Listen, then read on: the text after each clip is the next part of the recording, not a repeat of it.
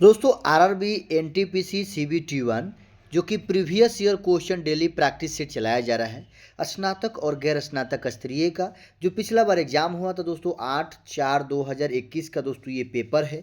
Daily previous year question देखने के लिए सबसे पहले मेरे चैनल को सब्सक्राइब कर लीजिए, क्योंकि जिससे दोस्तों आपको पता चलेगा कि किस प्रकार के पिछला बार जो एग्जाम हुआ था किस प्रकार क्वेश्चन पूछा गया था और आपका तैयारी कितना है। तो चलिए स्टार्ट करते हैं दोस्तों, जिसमें कि 30 क्वेश्चन अपलोड कर दिए हैं। नहीं देखे हैं तो आप मेरे चैनल पर जाकर देख सकते हैं।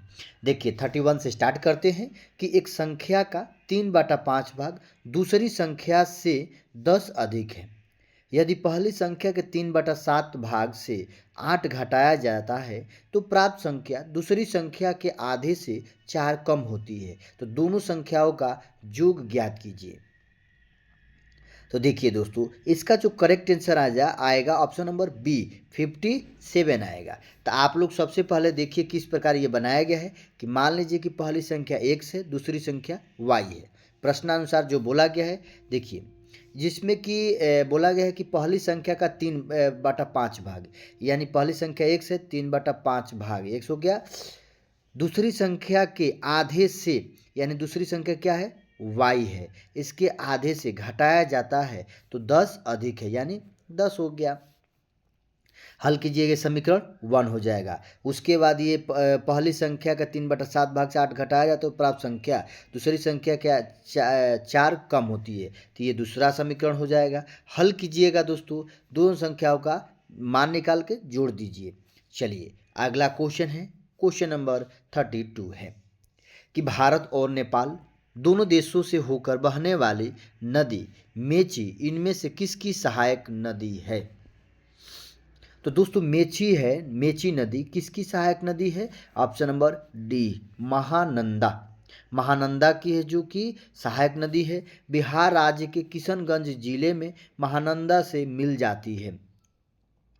गंडक नदी गंगा की सहायक नदी है। गंडक नेपाल और बिहार में बहने वाली एक नदी का नाम है। गंडक नदी जो है गंगा की एक सहायक नदी है। चलिए अगला क्वेश्चन है कि भारत की पहली गणतंत्र दिवस परेड के मुख्य अतिथि कौन थे। तो दोस्तों देख लीजिए किस प्रकार क्वेश्चन पूछा गया है कि भारत की पहली गणतंत्र दिवस परेड के मुख्य अतिथि कौन थे। ये जो है इंडोनेशिया के राष्ट्रपति। देखिए स्वतंत्र भारत का पहला गणतंत्र दिवस कब मनाया गया, 26 जनवरी 1950 को मनाया गया। इस गणतंत्र दिवस के मुख्य अतिथि इंडोनेशिया के राष्ट्रपति सुकार्नो थे। वर्ष 2020 के 71वें गणतंत्र दिवस के मुख्य अतिथि ब्राज़ील के राष्ट्रपति जेयर बोल्सोनारो थे। आप लोग देख लीजिए दोस्तों। चलिए अगला क्वेश्चन है कि चैनसू किस राज्य का प्रसिद्ध व्यंजन है। तो दोस्तों चैसू किस राज्य का प्रसिद्ध व्यंजन है, ये जो है ना उत्तराखंड का, उत्तराखंड चैसू उत्तराखंड राज्य का प्रसिद्ध व्यंजन है जो उड़द की दाल से बनाया जाता है।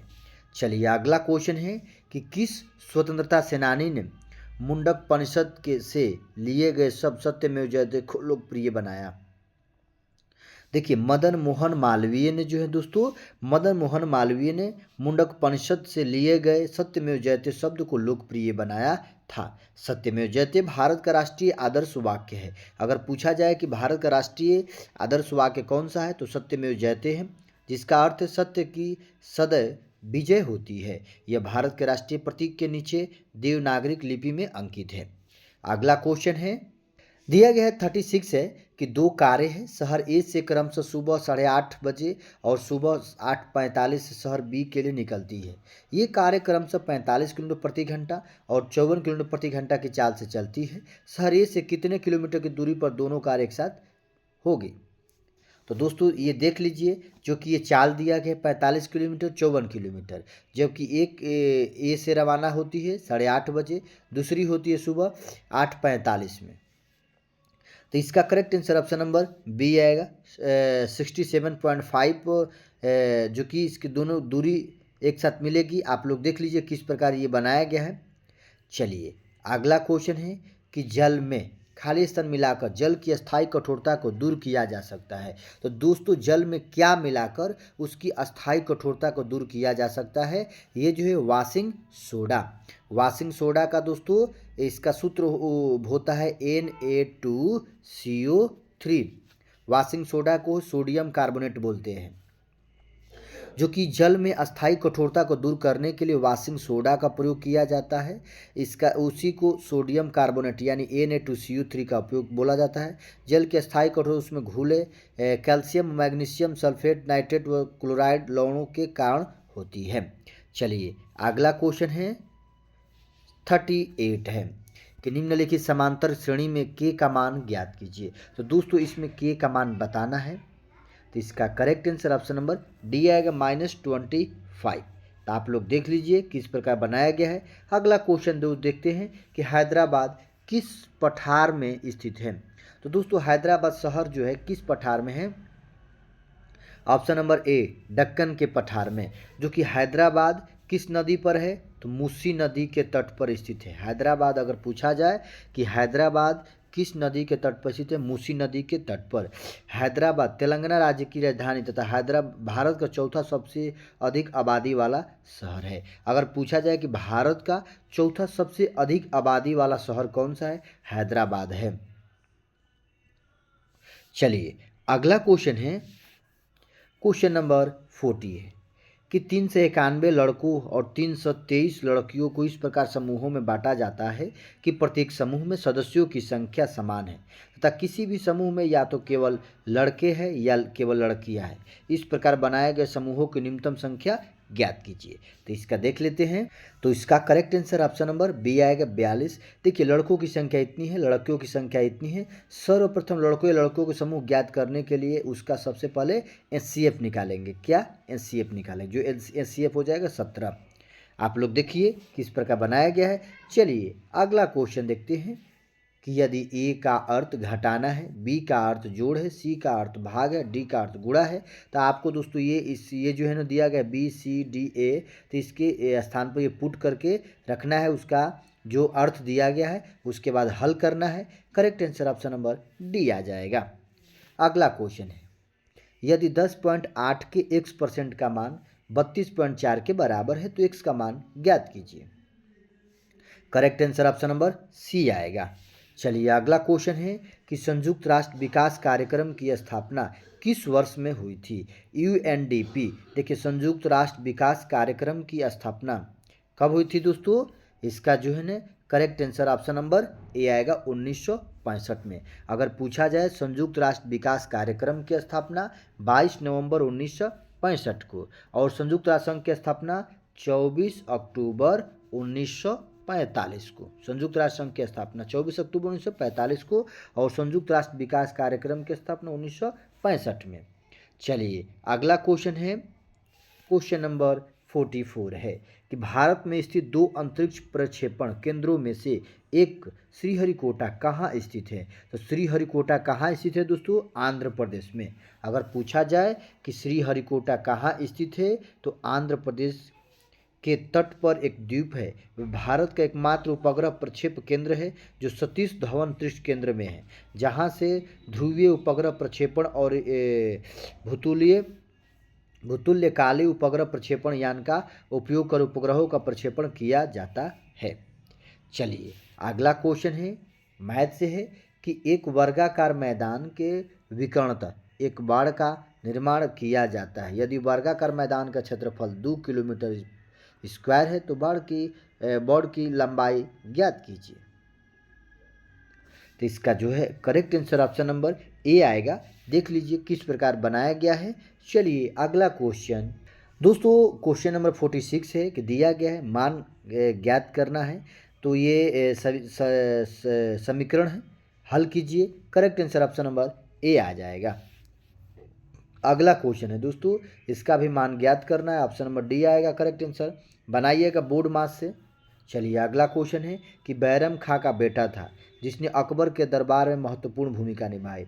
तो बैरम खां का बेटा कौन था दोस्तों? जो कि अब्दुल रहीम खान ए खाना, जो कि अब्दुल रहीम खान ए खाना जो है बैरम खां का बेटा था, जो कि अकबर के दरबार में एक महत्वपूर्ण भूमिका निभाया था। चलिए अगला क्वेश्चन है, क्वेश्चन नंबर 49 है कि आर्थिक शब्दावली में एनएसडीएल का पूर्ण रूप क्या है। एनएसडीएल का पूर्ण रूप क्या है दोस्तों? नेशनल सिक्योरिटीज डिपार्टिज लिमिटेड है। ऑप्शन नंबर डी इसका करेक्ट आंसर है। चलिए अगला क्वेश्चन है कि मिसिंग जनजाति के लोग किस द्वीप पर निवास करते हैं। देखिए मिसिंग जनजाति जो है किस द्वीप पर निवास करते हैं? ऑप्शन नंबर ए माजुली द्वीप पर। चलिए माजुली द्वीप असम की ब्रह्मपुत्र नदी पर स्थित है। अगर पूछा जाए कि माजुली द्वीप कहाँ स्थित है, असम में किस नदी पर? ब्रह्मपुत्र नदी पर स्थित है। यह विश्व का सबसे बड़ा नदी द्वीप है। अगर पूछा जाए विश्व का सबसे बड़ा नदी द्वीप कौन सा है? माजुली है। चलिए अगला क्वेश्चन है, क्वेश्चन नंबर 51 है। दिया गया है कि यदि त्रिभुज ए बी सी एक समकोणीय समद्विबाहु त्रिभुज है जिसका कोण 20 समकोण है, तो इसका मान ज्ञात कीजिए।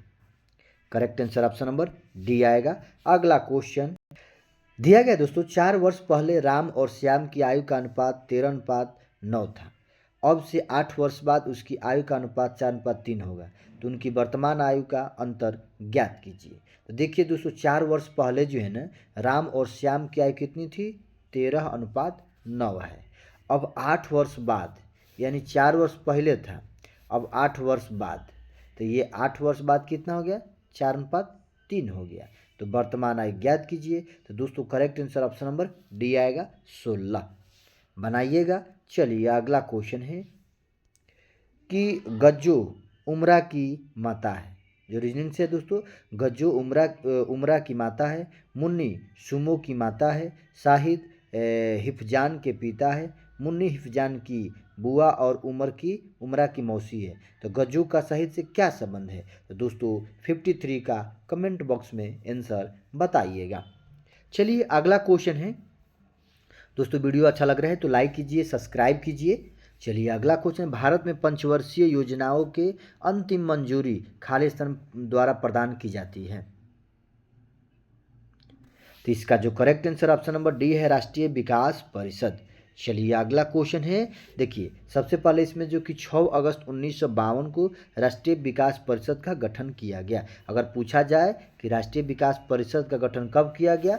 6 अगस्त 1952 को। अगला क्वेश्चन है कि इनमें से किस महानगर का नाम स्वतंत्रता के बाद से अब तक नहीं बदला गया?